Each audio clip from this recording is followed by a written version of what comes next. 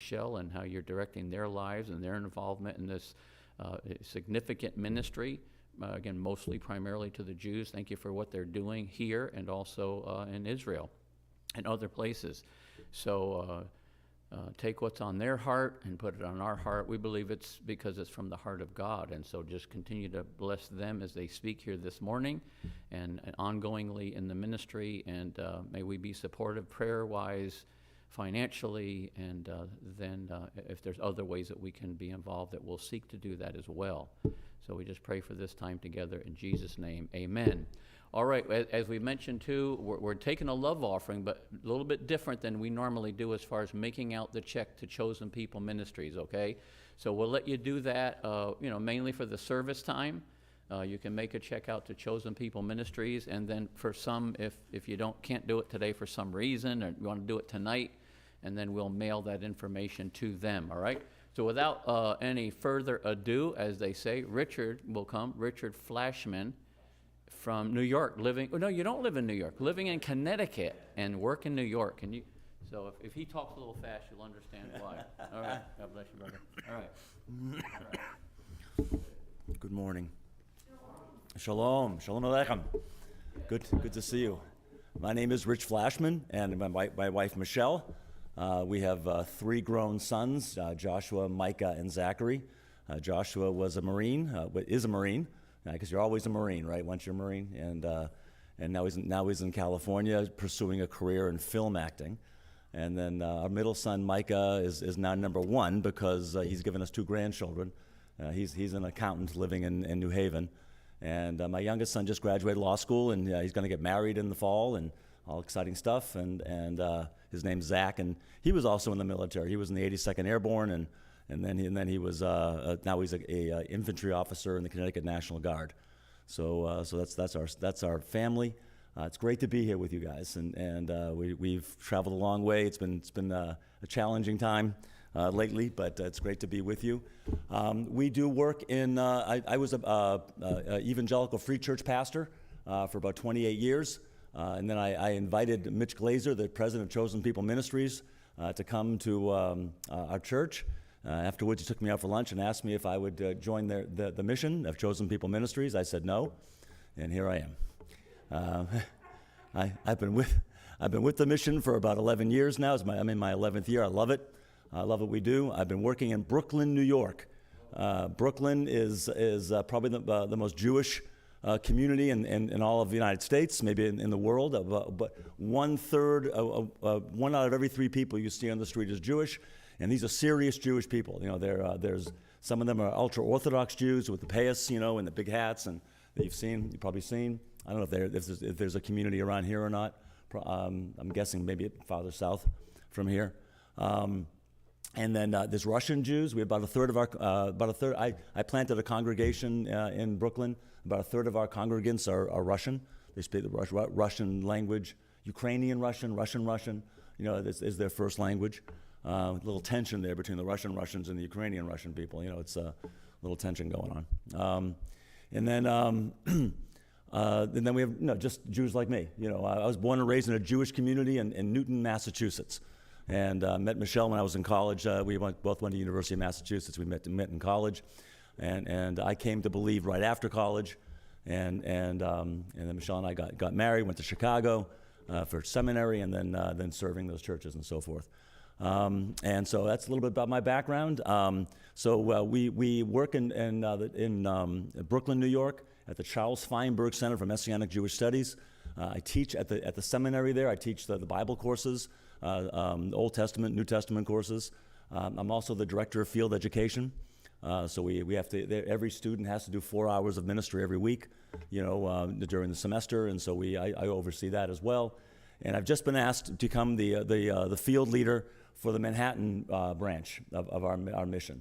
Manhattan is about, in Brooklyn, 1 out of every 3 people is Jewish, and Manhattan, 1 out of every 4 people is Jewish. But Manhattan really is the Jewish capital of America. And a very important place. Our work has been struggling there for a while because we lost staff to death and to people moving to Florida, believe it or not. Yeah, it's your fault. You got this beautiful place here. I mean, we spent the night at the Becks. last night. Wow, that was awesome. You know, what beautiful. What's that? Yeah, our precept teachers. What's it? What teachers? Our precept teachers. Precept. Oh, precept. Oh, yo, the Becks. Okay, yeah. They were telling us about that. The doing Becks, doing the precepts. Yeah, that's a great ministry. It's an awesome ministry.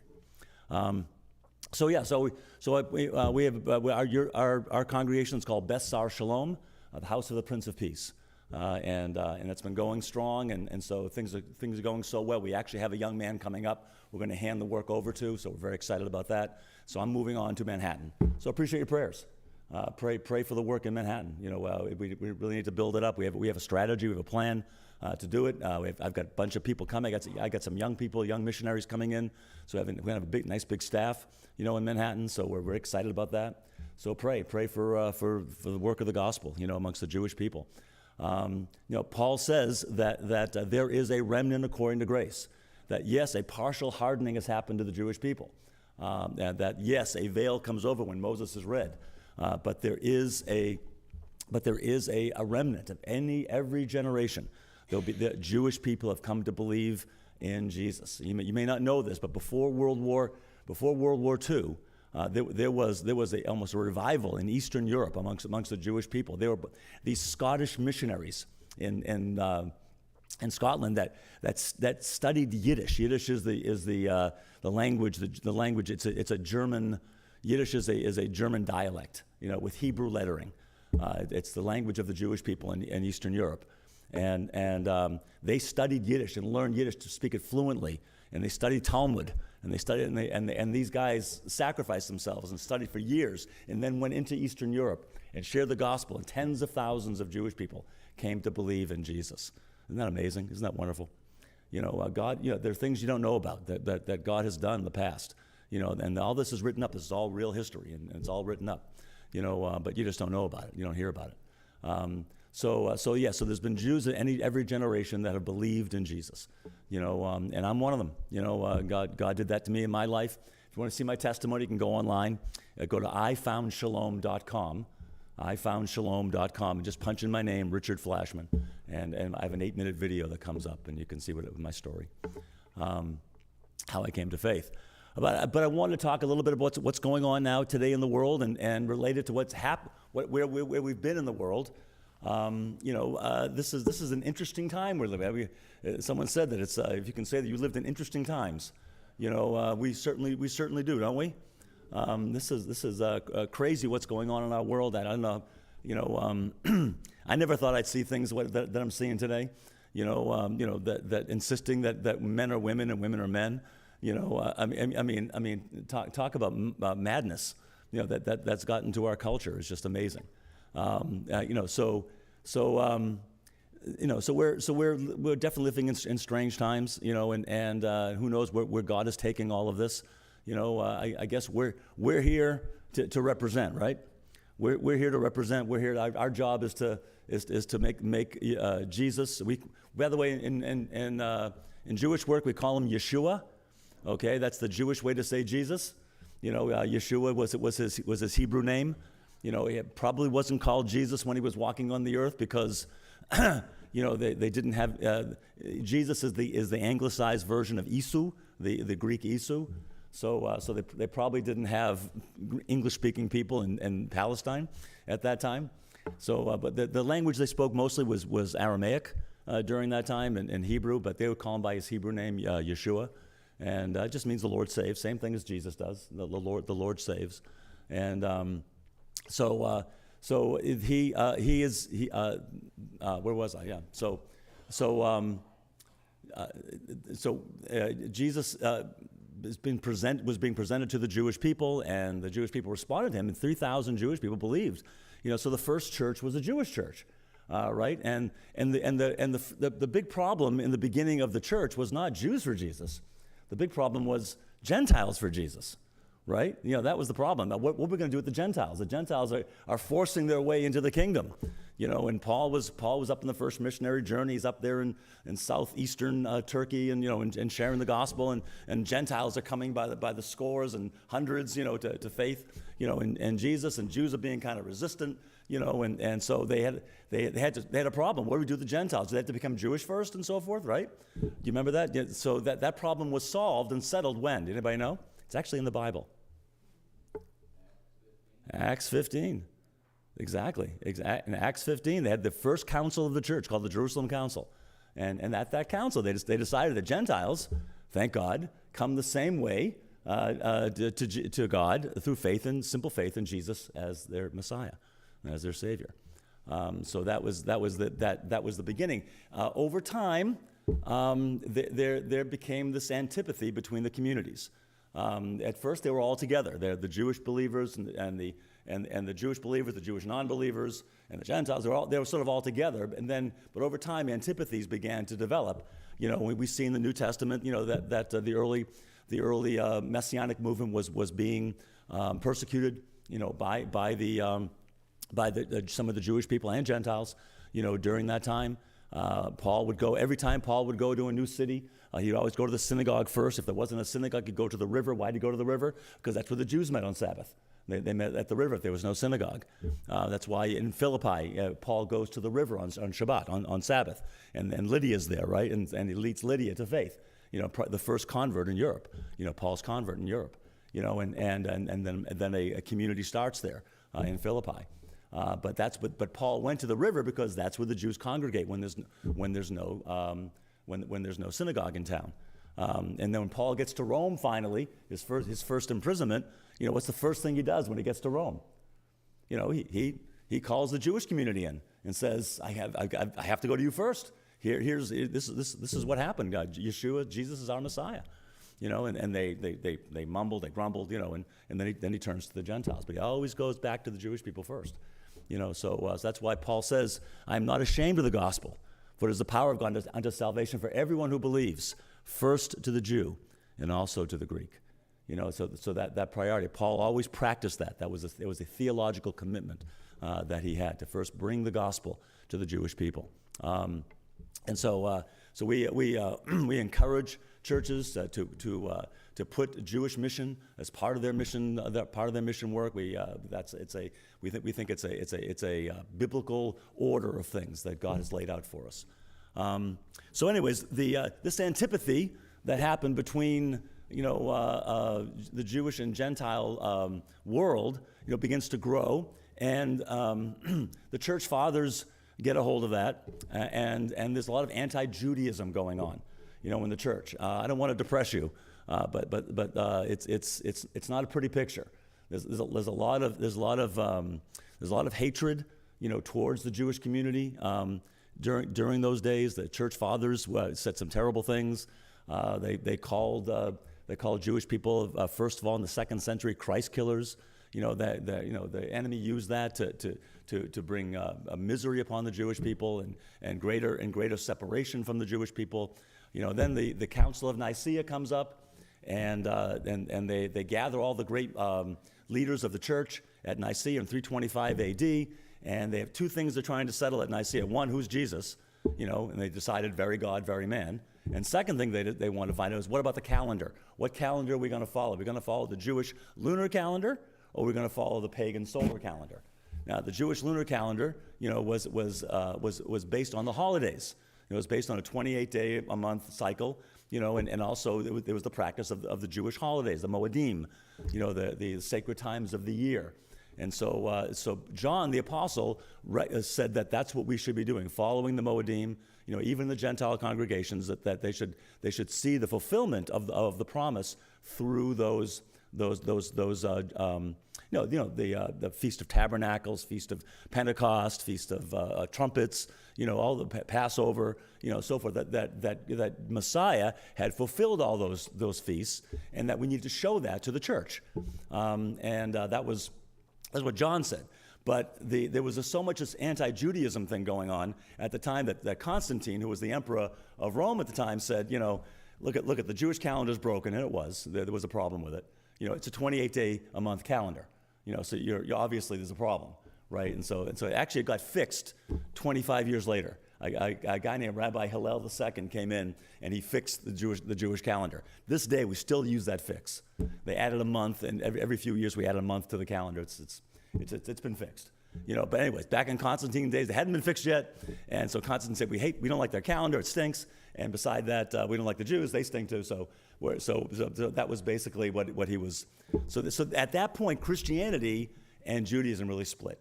That was a major split between.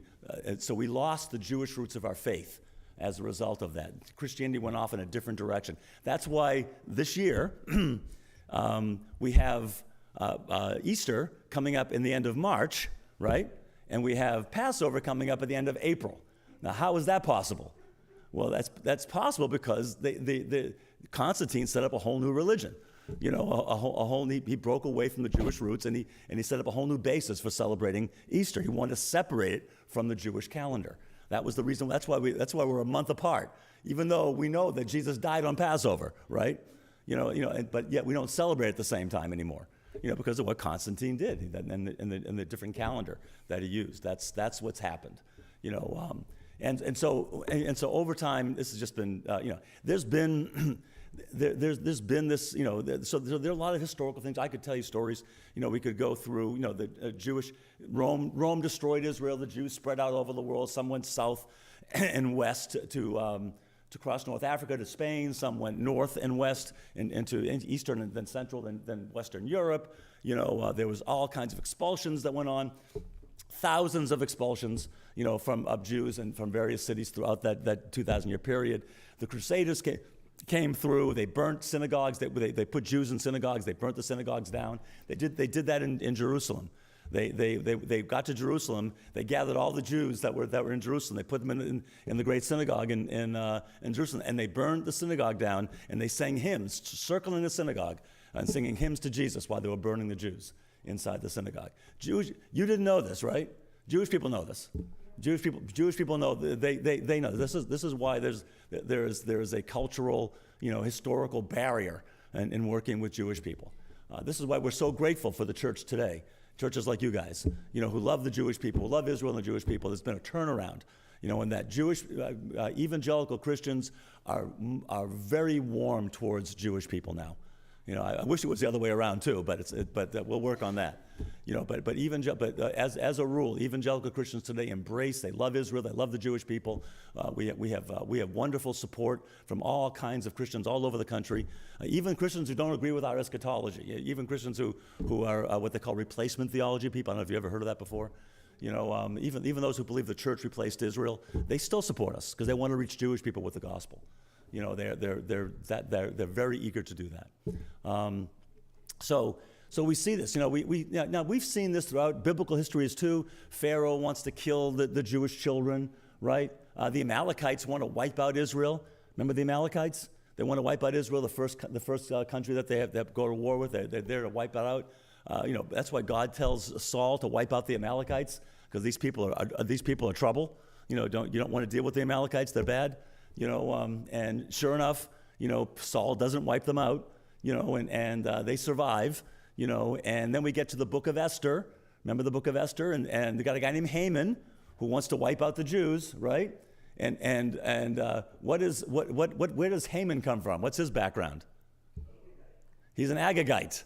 Haman the Agagite. By the way, every time you hear the word Haman, you got to go boo. That's the Purim celebration. So I was in my first encounter with I work with ultra-Orthodox Jews in New York. My first encounter with an ultra-Orthodox Jew was way before I was a believer, and I was in a grocery store in Rochester, New York, and I was wandering through. I see two Hasidim, two ultra-Orthodox Jews with the payas and the big hats, and so I thought I'd go up to him and ask him about Passover. I said, "Excuse me, when is Passover this year?" And he looks at me. He goes, "Passover? Passover? You should be thinking about Purim. You should be thinking about Purim." That was my first encounter with an ultra-Orthodox Jew. I grew up in a very liberal community. Anyway, so they actually are very nice people. You have to sort of break through the exterior, and they're normal people. They dress funny, they dress differently, but they're just people. They dress funny on purpose. They're trying to separate themselves from the world. They're very insular communities. They don't want They don't want to interact with the outside world as much as possible. They try to avoid that as much as possible. They're not allowed to have smartphones. They can only have a flip phone. Okay, there's that kind of thing. They don't want any contact. Certainly with people like us. They're very resistant to any kind of contact. They have their own schools, their own yeshivas. They have their own colleges. They have their own businesses. They try to stay separate from the world. They do that purposely. Okay, they're trying to preserve what they have. They believe that the Holocaust happened because the Jewish people did not perfectly fulfill the law, keep the law. That God was punishing the Jewish people because they didn't keep the law. Isn't that horrible? They need to hear about the grace of God, right?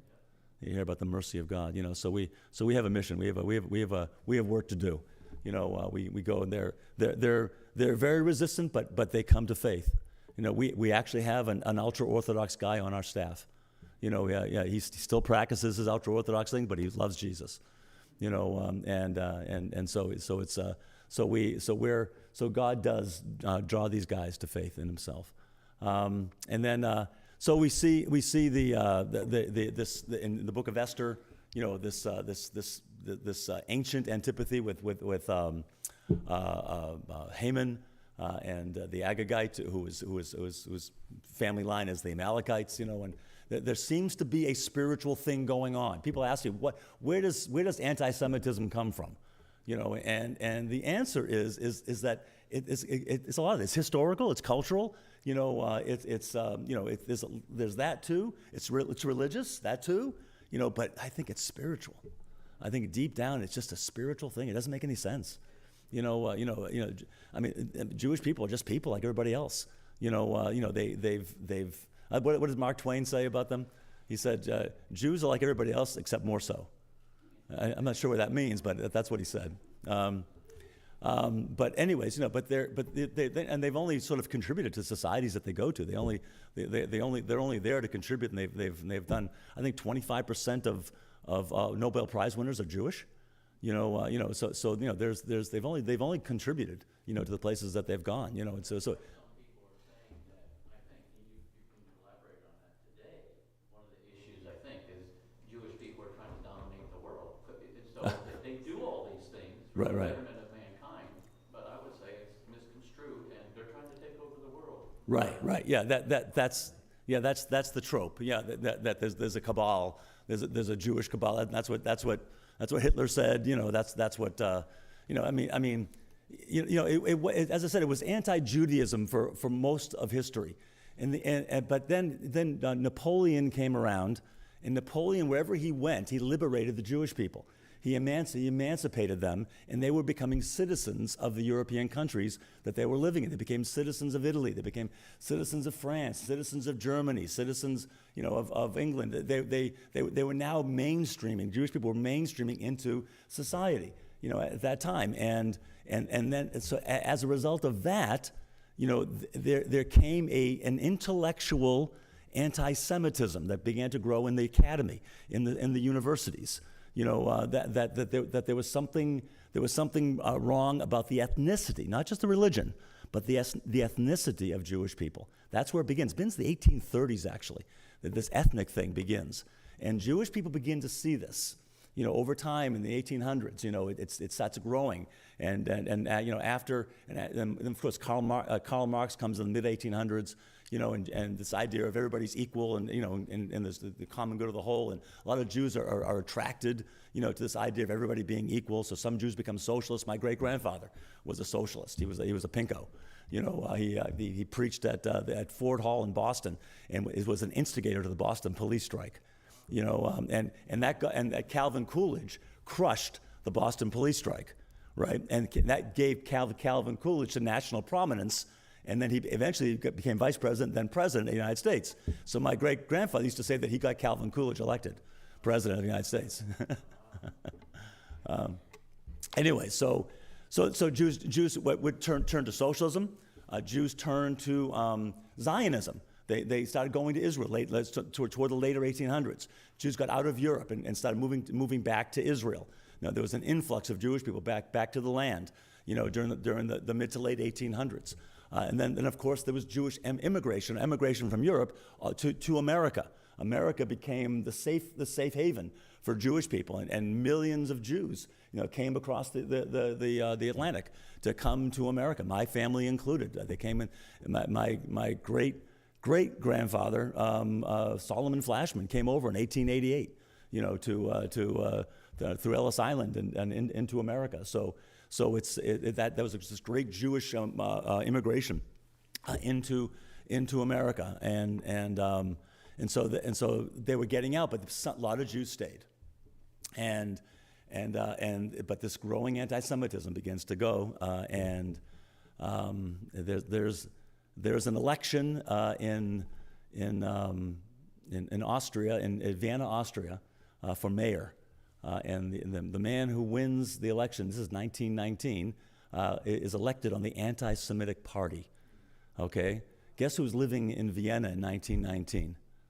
Hitler. Hitler's living there. And so he drank deeply from the anti-Semitism of intellectual Europe at that time. And then you know what happened. The Holocaust happens as a result of Hitler. And then, this horrible thing, 6 million Jews slaughtered. In the camps. I wish you grew up the way I grew up. Yeah, I grew up in the synagogue. I grew up I went to Hebrew school and religious school and so forth. Growing up in the synagogue, and every year they play the film strips of the bodies piled up. If you saw that, you'd say these people who are saying that are crazy. The crematoriums, these mass graves, you see these living bodies there, these dead bodies just being piled up to the sky. It was horrible. It was horrifying. So that's embedded. So when I hear people denying the Holocaust, I think these people are crazy. Anyway, so what happens as a result of the Holocaust? Yeah, that's right. What's your name? My name is Melissa, and I'm a Jew. You're a Jew? In Jesus? Felissa? Yes. You're a Jewish believer in Jesus? Yes. Baruch Hashem. That's awesome. That's awesome. Israel. There is no. I don't think there's any Israel, humanly speaking. I mean, God can do anything, but humanly speaking, I don't think there's any Israel without the Holocaust. The Holocaust, I'm not saying God caused the Holocaust. I'm saying God used the Holocaust, to bring the end of this, this misery. You think the end of it anyways. I wish it was, but things have changed since then.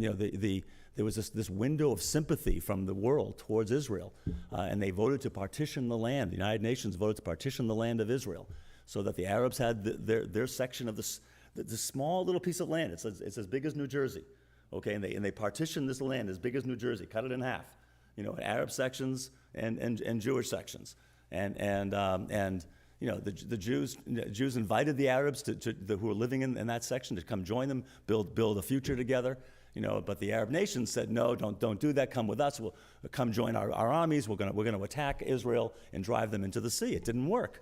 Israel won 1948. They won the War of Independence.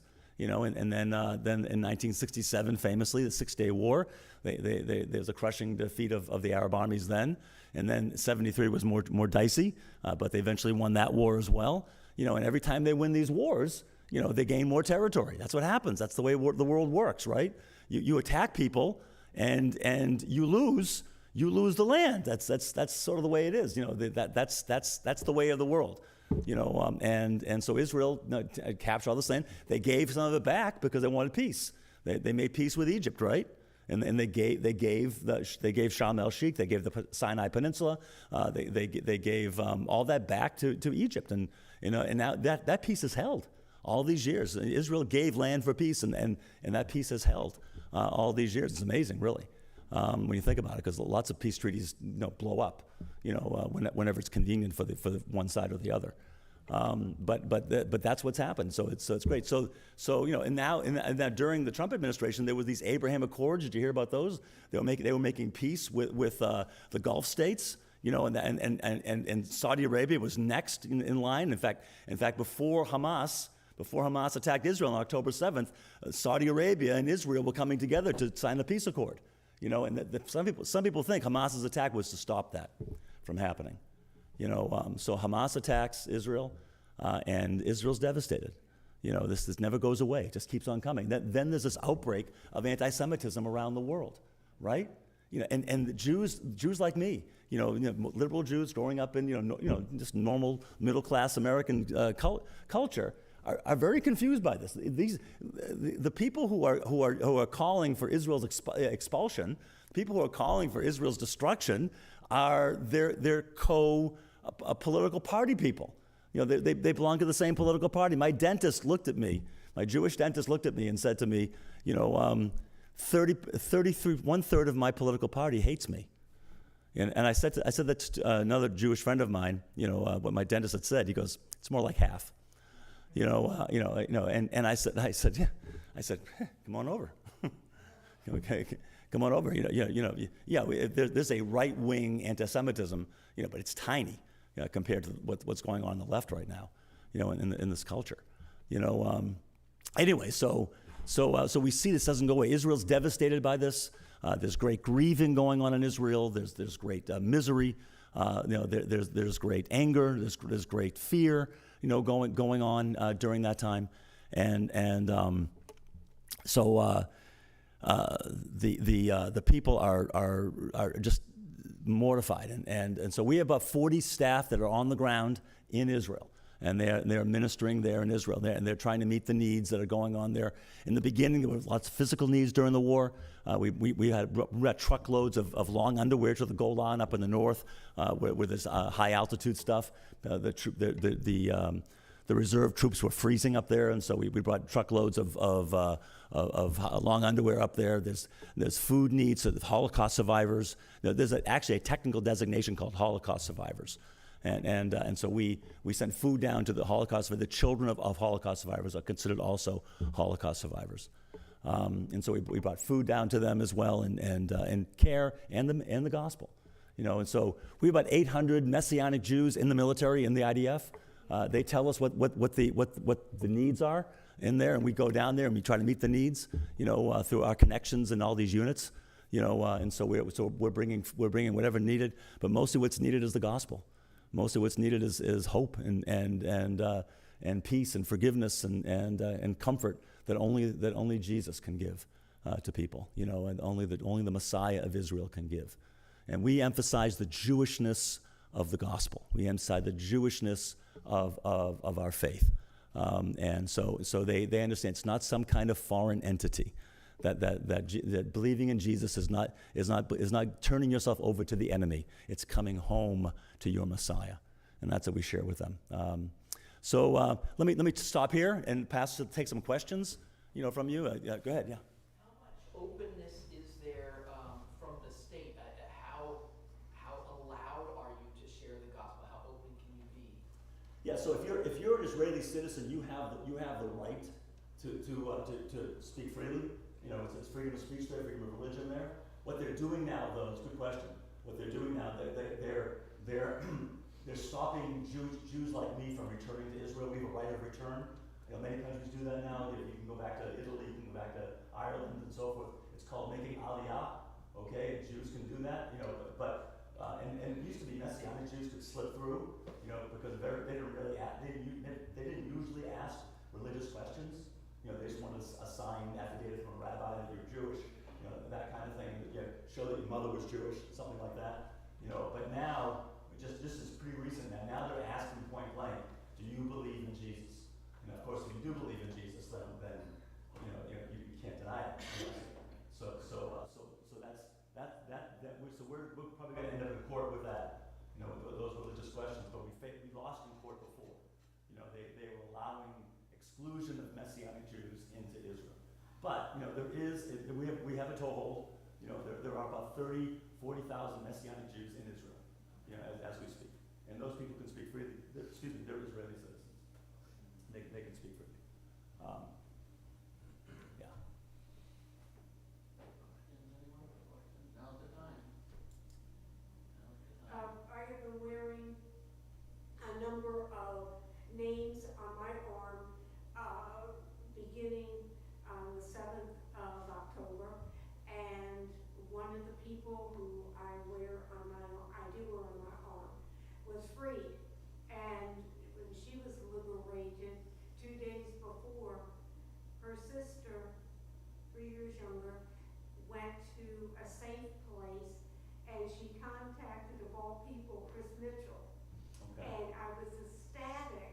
And while Chris was showing her the safe place, this girl was 16, her sister was 19, and her sister is in intelligence. And she met, through Chris, a man who was one of the founders of Hamas. Wow. And he believes in Yeshua.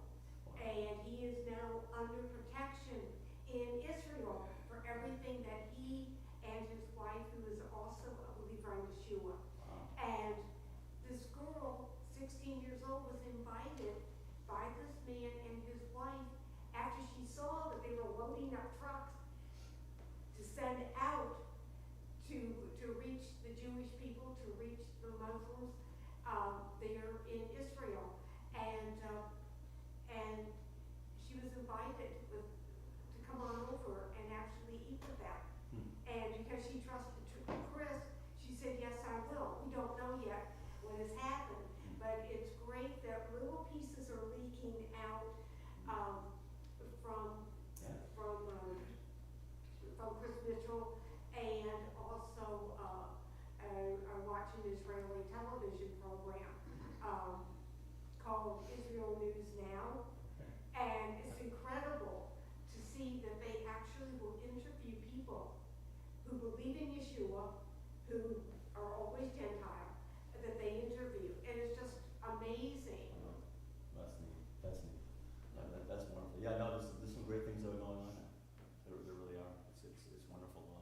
God is moving. That's the thing. That's the opening we have right now. Not only in Israel, but also in America. American Jews. I think evil is back on the table with American Jews. You know, remember everybody explains away evil.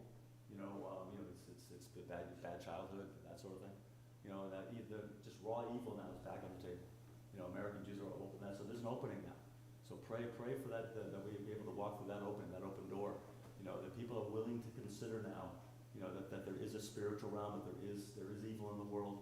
You know, and that we have a wonderful solution to that, right? You know, in the gospel of Jesus the Messiah, right? We have a wonderful solution. So we have the problem of evil is solved in the person of Jesus. You know, and so we have a great message to share. So pray for that. I know, Pastor, you want to end at 1:15. Is that? Yeah. Unless there's another question. We're okay, but we're.